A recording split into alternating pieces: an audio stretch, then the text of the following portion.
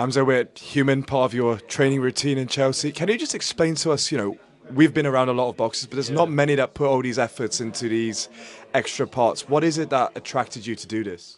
So I've been coming here for 3.5 years now, or touching 4, and I've been with Dr. E for that long as well. Got introduced to him over here, and when I come here at the start, I was like, I didn't really think much of it. But as my camp started getting more intense and intense, you realise the importance of recovery because it allows you to go hard every day. Go training wise, go hard every day.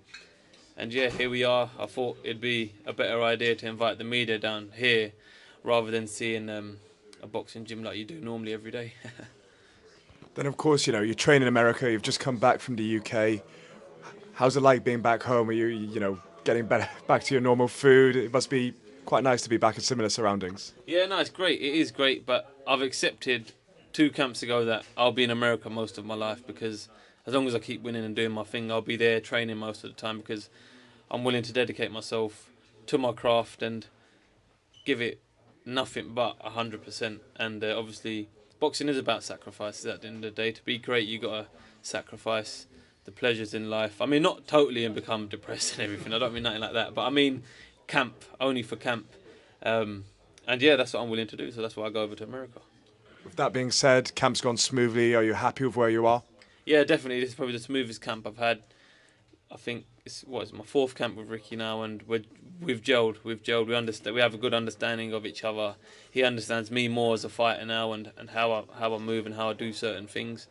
So yeah, it's good, man. It's great, and I can't complain.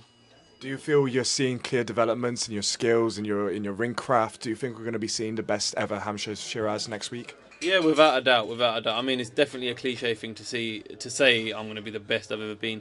But I'm pretty confident. I'm pretty confident that I will be. Listen, I've been going to the wildcard gym for sparring, and even the coaches and that over there saying like you've come on leaps and bounds since the first camp. You used to come sparring here. So, I mean, if you got the greats like Freddie Roach and his understudy Pep, and then even Joe Goosen and Ricky himself telling me I've come on, I'm pretty sure I've been coming on. With that being said, you said it's the first time being back in the UK since you won the Young Boxers' Rights Award. You see the names there, your Amir Khans, your Ricky Hattons.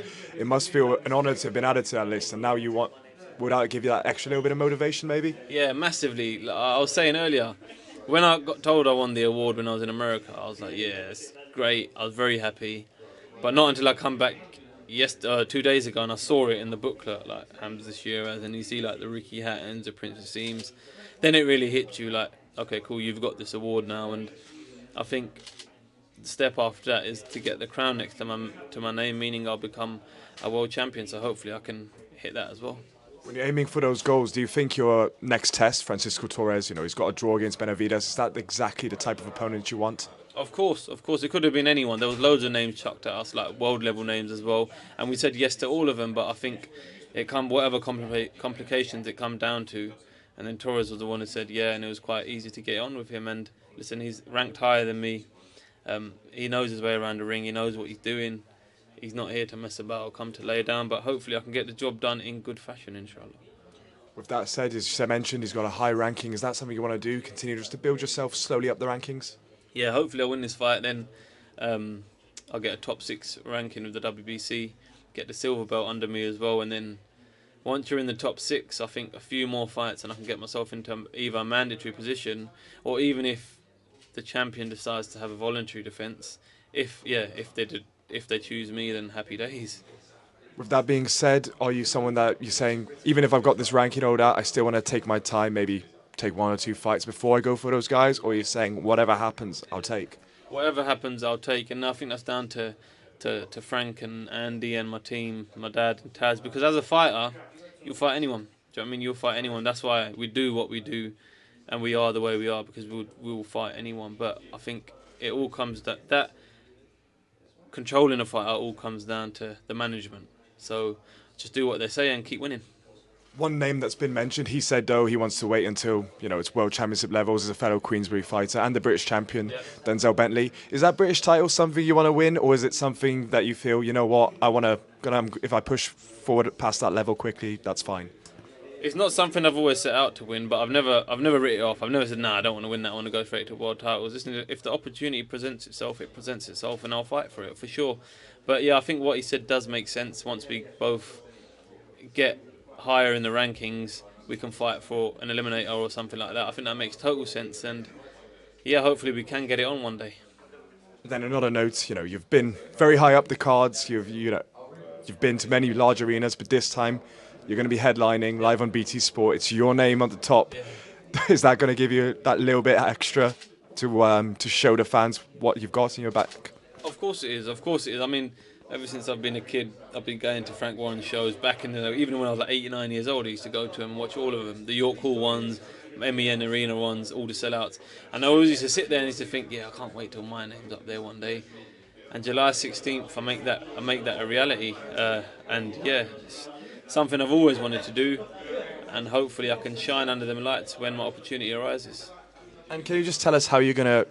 We've got just under 2 weeks to go. How are you approaching these next 2 weeks? What is the key dates? What are the key things you need to hit before fight night? What it is, the hard work's all been done. The hard work's been done in LA, the 8 weeks of the hard graft, getting up early, getting your fitness up, getting the rounds in, that's all been done. So these last 2 weeks is all about fine-tuning, just going over the game plan, fine-tuning it, and getting down on the weight as well, just dropping the last few pounds. And then it's go time. And lastly, we just want to take a little brief thing. We saw on your Instagram that you were training out of Joe Willock. Yeah, how did that happen? How was it like training with seeing how a different athlete operates? Seeing how a footballer trains. Did that give you any insights? Yeah, no, it was great. It was great. He's a good runner as well. Done a hill run with him actually, and it was giving me good work, as they say. And I'm very inquisitive when it comes to other sports. I said this earlier. I'm very inquisitive, so I was asking him a lot of questions as well about how he does certain things. And even if I took like one thing out of the 100 things he did say and added it to my personal gain, it will make me a better athlete, and vice versa as well. So yeah, I was blessed to be able to train out there. Massive thanks to Sadie, massive thanks to Taz, my dad, for making it happen. And yeah, hopefully here's to many more training sessions, Joe. Were you able to keep up with him on the runs though? Yeah, I was actually. He's a great runner as well, and we done a strength and conditioning session as well. And he's a pretty strong kid, man, and you can see why he is where he is. Well, we hope to see you showing why you deserve to be at that world level next week. And any last words for the fans before? Because we probably won't see you until fight week now. Just a massive thank you to everyone who's bought a ticket, a massive thank you to yourself, a massive thank you to the media, and hopefully I can put on a great show for you all. Thank you.